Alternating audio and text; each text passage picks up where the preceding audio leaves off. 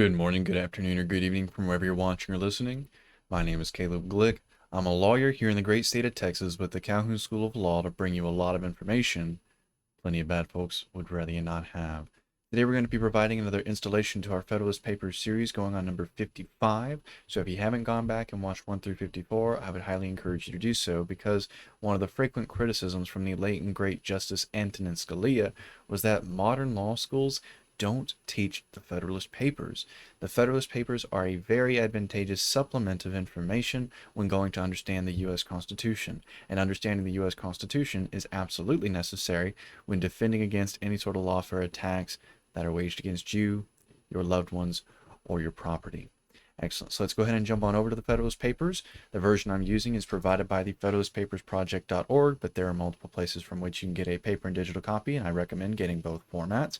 While you're out there looking, go ahead and pick up a paper and digital copy of the Anti-Federalist Papers so you can join us when we compare and contrast the arguments for and against ratifying the U.S. Constitution. Excellent. So number 55 is titled The Total Number of the House of Representatives, written by Mr. James Madison, author of the U.S. Constitution, published in the Independent Journal on Wednesday, February 13th, 1788. He has this to say. To the people of the state of New York, the number of which the House of Representatives is to consist forms another and a very interesting point of view under which this branch of the federal legislature may be contemplated. Scarce any article, indeed, in the whole Constitution seems to be rendered more worthy of attention by the weight of character and the apparent force of argument with which it has been assailed. The charges exhibited against it are, first, that so small a number of representatives will be an unsafe depositary of the public interests. Second, that they will not possess a proper knowledge of the local circumstances of their numerous constituents. Thirdly, that they will be taken from that class of citizens which will sympathize least with the feelings of the mass of the people and be most likely to aim at a permanent elevation of the few on the depression of the many. Probably want to highlight that one just in case it doesn't sound familiar enough. Fourthly, that defective as the number will be in the first instance, it will be more and more disproportionate by the increase of the people and the obstacles which will prevent a corresponding increase of the representatives. In general, it may be remarked on this subject that no political problem is less susceptible of a precise solution than that which relates to the number most convenient for our representative legislature. Nor is there any point on which the policy of the several states is more at variance, whether we compare their legislative assemblies directly with each other, or consider the proportions which they respectively bear to the number of their constituents. Passing over the difference between the smallest and largest states is Delaware, whose most numerous branch consists of 21 representatives, and Massachusetts, where it amounts to between 300 and 400. A very considerable difference is observable among states nearly equal in population. The number of representatives in Pennsylvania is not more than 1/5 of that in the state last mentioned. New York, whose population is to that of South Carolina as 6 to 5, has little more than 1/3 of the number of representatives. As great a disparity prevails between the states of Georgia and Delaware or Rhode Island. In Pennsylvania, the representatives do not bear a greater proportion to their constituents than of 1 for every 4 or 5,000. In Rhode Island, they bear a proportion of at least 1 for every 1,000. And according to the Constitution of Georgia, the proportion may be carried to 1 to every 10 electors, and must unavoidably far exceed the proportion in any of the other states. Another general remark to be made is that the ratio between the representatives and the people ought not to be the same where the latter are very numerous as where they are very few.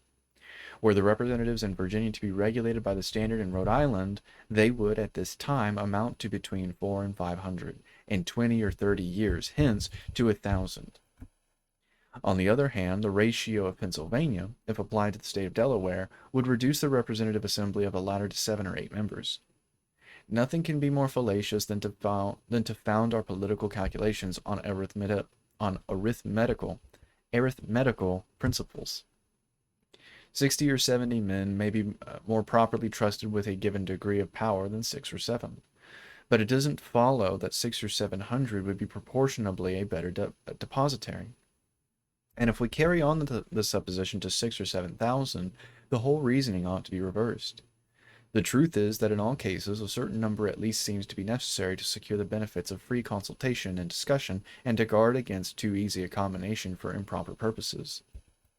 as on the other hand, the number ought at most to be kept within a certain limit, in order to avoid the confusion and intemperance of a multitude. In all very numerous assemblies of whatever character composed, passion never fails to wrest the scepter from reason. Had every Athenian citizen been a Socrates, every Athenian assembly would still have been a mob. Also might want to take note of that. It sounds very prevalent to today. Prevalent, not prevalent. Prevalent to today. It is necessary also to recollect here the observations which were applied to the case of biennial elections.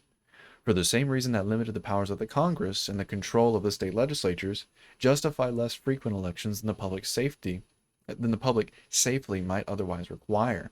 The members of the Congress need be less numerous than if they possessed the whole power of legislation and were under no other than the ordinary restraints of other legislative bodies. With these general ideas in our mind, let us weigh the objections which have been stated against the number of members proposed for the House of Representatives. It is said, in the first place, that so small a number cannot be safely trusted with so much power. The number of which this branch of the legislature is to consist at the outset of the government will be 65. Within 3 years a census is to be taken, when the number may be augmented to one for every 30,000 inhabitants. And within every successive period of 10 years, the census is to be renewed, and augmentations may continue to be made under the above limitation. It will not be thought an extravagant conjecture that the first census will, at the rate of 1 for every 30,000, raise the number of representatives to at least 100. Estimating the Negroes in the proportion of 3/5, it can scarcely be doubted that the population of the United States will by that time, if it does not already, amount to 3 millions. At the expiration of 25 years, according to the computed rate of increase, the number of representatives will amount to 200, and of 50 years to 400. This is a number which, I presume, will put an end to all fears arising from the smallness of the body. I take for granted here what I shall, in answering the fourth objection, hereafter show that the number of representatives will be augmented from time to time in the manner provided by the Constitution.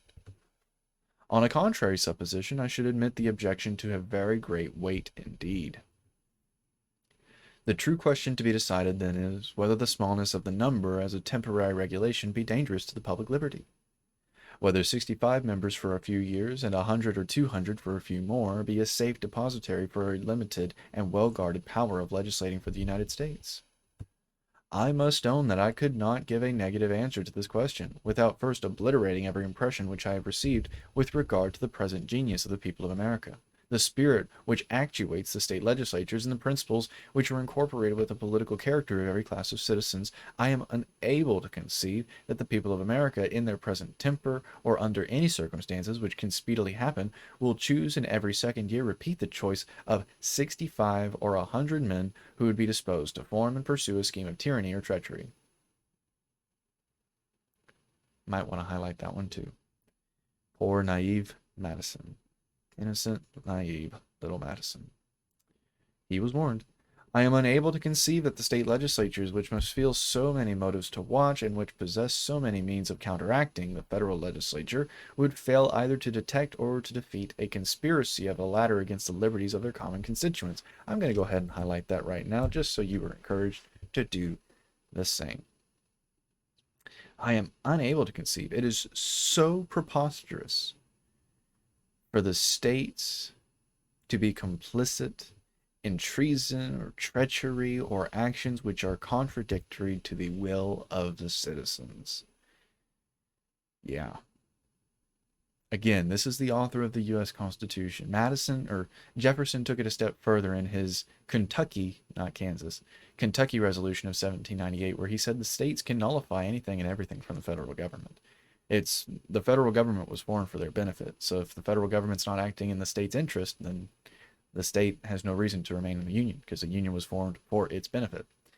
Anyway, I am equally unable to conceive that there are at this time, or can be in any short time in the United States, any 65 or 100 men capable of recommending space of 2 years to betray the solemn trust committed to them. What changes circumstances, time, and a fuller population of our country may produce requires a prophetic spirit to declare, which makes no part of my pretensions. No, Mr. Madison, all it does is require an observation of history and historical patterns, and a observation of typical human behavior.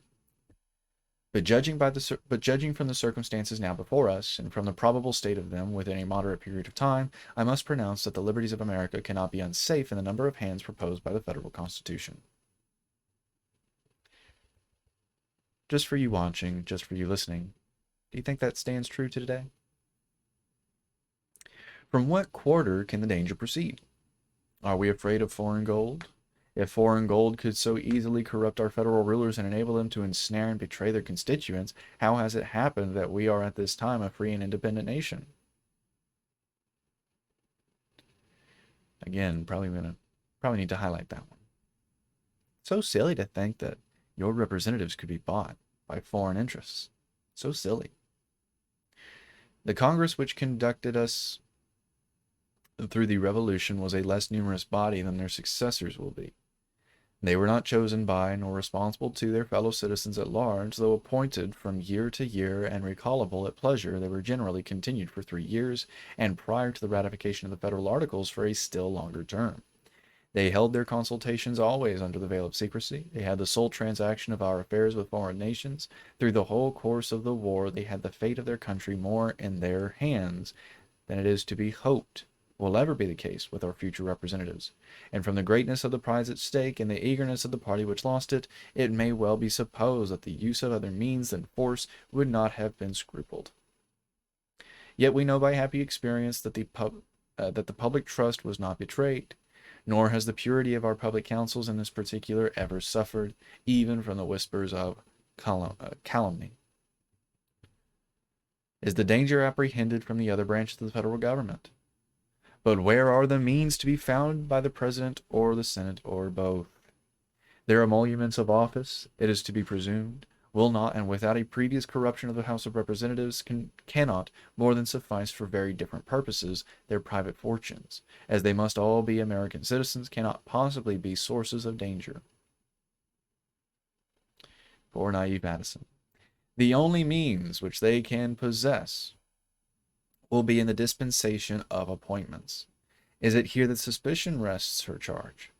Sometimes we are told that this fund of corruption is to be exhausted by the President in subduing the virtue of the Senate. Now the fidelity of the other house is to be the victim. The improbability of such a mercenary and perfidious combination of the several members of the government, standing on as different foundations as Republican principles, will well admit, and at the same time accountable to the society over which they are placed, ought alone to quiet this apprehension. But fortunately, the Constitution has provided a still further safeguard. The members of the Congress are rendered ineligible to any civil offices that may be created, or of which the emoluments may be increased during the term of their office, their election. No offices, therefore, can be dealt out to the existing members, but such as may become vacant by ordinary casualties. And to suppose that these would be sufficient to purchase the guardians of the people, selected by the people themselves, is to renounce every rule by which events ought to be calculated, and to substitute an indiscriminate and unbounded jealousy, with which all reasoning must be vain. The sincere friends of liberty, who give themselves up to the extravagancies of this passion, are not aware of the injury they do their own cause. As there is a degree of depravity in mankind which requires a certain degree of circumspection and distrust, so there are other qualities in human nature which justify a certain portion of esteem and confidence. Republican government. Notice how they keep saying Republican, not Democratic. Republican government presupposes the existence of these qualities in a higher degree than any other form. Were the pictures which have been drawn by the political jealousy of some among us faithful likenesses of the human character, the inference would be that there is not sufficient virtue among men for self-government, and that nothing less than the chains of despotism can restrain them from destroying and devouring one another. Excellent. So if you have any questions about what Mr. Madison is saying there in number 55, or what was being said in the preceding papers, or maybe a topic you'd like me to cover in a future lecture, go ahead and post those down in the comments, because the entire purpose of the Calhoun School of Law is to provide you with the necessary skills and information required to combat any sort of lawfare waged against you, your loved ones, or your hard-earned property. So if you have any questions at all, please post them down in the comments. Excellent. So my name is Caleb Glick. I'm a lawyer here in the great state of Texas with the Calhoun School of Law to bring you a lot of information that plenty of bad folks would rather you not have. I hope you enjoyed the lecture, and if not, while you're down in the comments, go ahead and let me know how I can do better so I can best serve that purpose of helping you. I hope y'all have a wonderful day, and I'm not sure what the topic for the next lecture is going to be, but I'll do my best to make it as informative and entertaining as this one, if not more so, regardless of the topic of the next lecture. Until I see y'all then, I bid you all farewell.